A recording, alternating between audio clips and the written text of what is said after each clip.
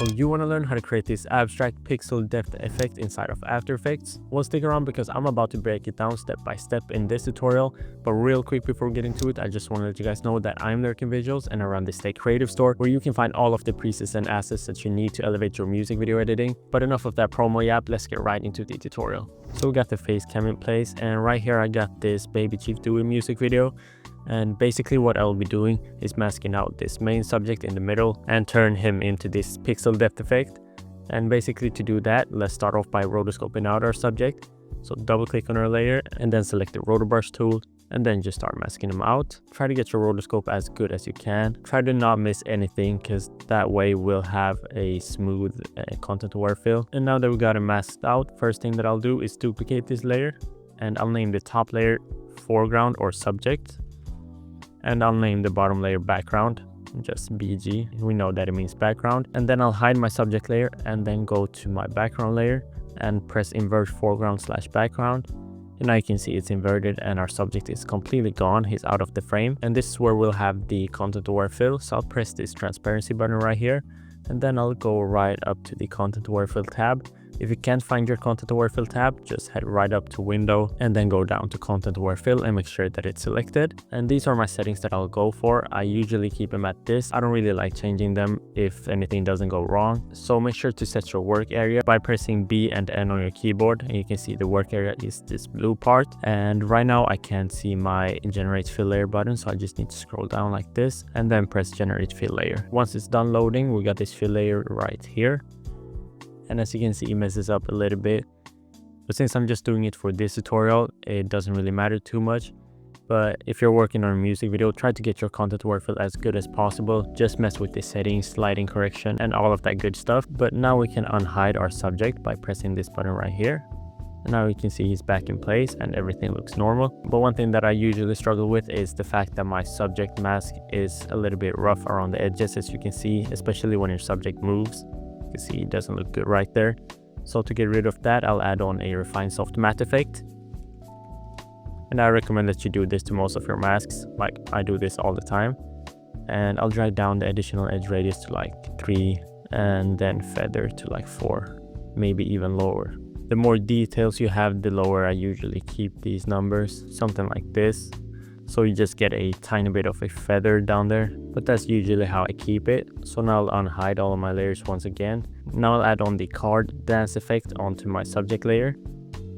And this is the effect that will give us that crazy depth. So we got our rows and our columns right here. So I'll turn both of them up to 1000. That way we'll just get a lot more details, but it will be really heavy on your PC. So I'll also change my quality to quarter just so my PC can survive this. And let's keyframe the rows and our columns and then go like maybe to around 1 second. That's when I plan that the transition will end or the kind of effect.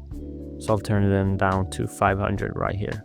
And then let's change our gradient layer to our subject and our gradient layer 2 to our subject as well. So now you can see we still don't have any difference in here, but let's open up the Z position. And in our Z position, we got the source.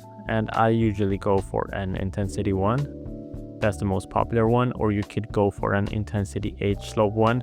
This one is a lot stronger and gives us more kind of depth. As you can see with the H slope 1, when I turn down the multiplier to -7, it looks like this. So it's like scattered all over the place. But if I change it to intensity 1, it's a lot more controlled and not all over the place. But I kind of like the look of this. So of course it depends on what scene you're working with and what kind of subject you have.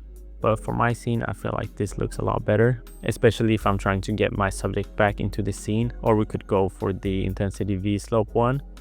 This one looks like this, and that looks really good as well. So I think I'll go with this one. So I dragged down my multiplier a little bit as well. So now we got this, so he's kind of faded away. But if we keyframe this multiplier and then go like 1 second in, we can drag it down to 0. So now when I play it through, it looks like this, which isn't the smoothest, so we'll be working with that. So just select your subject and press U on your keyboard. When you've done that, you should see all of your keyframes. And the main one that I'm going to focus on is this bottom one right here. So I'll select both of them and easy ease. When I open the graph editor, I'll make sure to change it to the value graph. And in here, I'll create something like this.